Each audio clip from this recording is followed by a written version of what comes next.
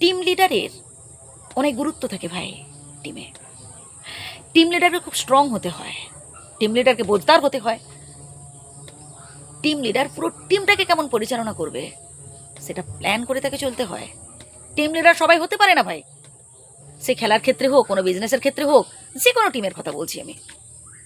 এবং টিম লিডারকে খুব স্ট্রিক্ট হতে হয়, যেমন তার টিমের প্রত্যেকটা মানুষজন যাতে তারা তাদের মনের কথাগুলো টিম লিডারকে শোনাতে পারে, যাতে তাদের সুখ দুঃখ সুবিধা অসুবিধা সব কিছুই তাদের হচ্ছে ওপিনিয়ন যেটাকে বলছি আমরা, তাদের যে মতামত কোনো বিষয়ে যেমন টিম লিডারের কাছে তারা বলতে পারবে, ঠিক তেমনি টিম লিডারও একদম কি বলে তাকে, মানে সুদক্ষ কারিগরের মতো আর কি, সবটাই ঠিকঠাকভাবে শুনে সে সিদ্ধান্ত নেবেন একজন টিম লিডার।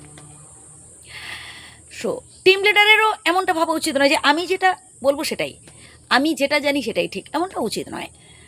আবার প্রত্যেককে সম্মান দিয়ে কথা বলতে হয়, টিমের প্রত্যেক মানুষজনকে সম্মান দিতে হবে, প্রত্যেকে গুরুত্ব দিতে হবে, তখন তারাও ভরসা পাবে নিজেদের উপর যে না, তারা কনফিডেন্স হারাবে না।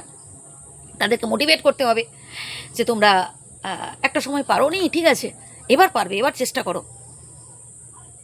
মানে টিম লিডার হচ্ছে মেরুদণ্ডের মতো, সেখানে যদি মানে হচ্ছে টিম লিডার যদি হচ্ছে অসহায় বোধ করেন, দুর্বল হয়ে যান, যদি হচ্ছে পরনির্ভরশীল হন, মানে অসহায় বোধ করেন আর কি, বা ভাবেন দুর্বল ভাবেন নিজেকে, তাহলে সেই টিম কিন্তু হচ্ছে বেশি দূর এগোতে পারে না। মানে আমার এটা মনে হচ্ছে, আমার স্বল্প বুদ্ধিতে এটা মনে হচ্ছে, আপনারা অবশ্যই কমেন্ট করে জানাবেন। ওই জন্য টিম লিডার একটা খেলায় দেখবেন যদি টিম লিডার স্ট্রং না থাকে, অ্যাক্টিভ না থাকে, সেই খেলা দেখবেন ঠিকঠাকভাবে জমে না। মানে সেই খেলা হচ্ছে একটা সময় হয়তো হেরেও যায় বা হয়তো বেশি দূরে এগোতে পারে না। তো যাই হোক, টিম লিডারকে এই জন্য অ্যাক্টিভ থাকতে হয়, স্ট্রং থাকতে হয়, দরদি হতে হয়, একে অপরের মধ্যে যাতে সুন্দর সম্পর্ক গড়ে ওঠে এই চেষ্টা করতে হয়, টিমের মধ্যে যাতে কোনো রকম হচ্ছে কোনো ফাটল না ধরে বা ভাঙন না ধরে এই চেষ্টা করতে হয়, উৎসাহ যোগাতে হয়। আমি জাস্ট কয়েকটা বৈশিষ্ট্য বললাম আর কি, আরও অনেক বৈশিষ্ট্য রয়েছে, বাট সবটা বলা এই ছোট্ট ভিডিওতে সম্ভব নয়।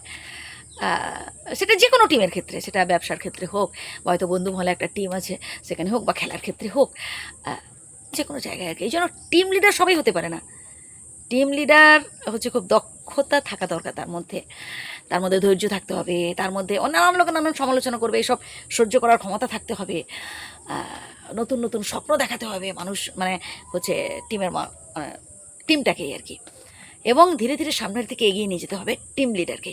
অতএব টিম লিডারকে অ্যাক্টিভ যদি না হয়, বা টিম লিডার যদি হচ্ছে দক্ষ না হয়, তাহলে হচ্ছে সেই টিমটায় ভাঙন ধরে যায় খুব দ্রুত।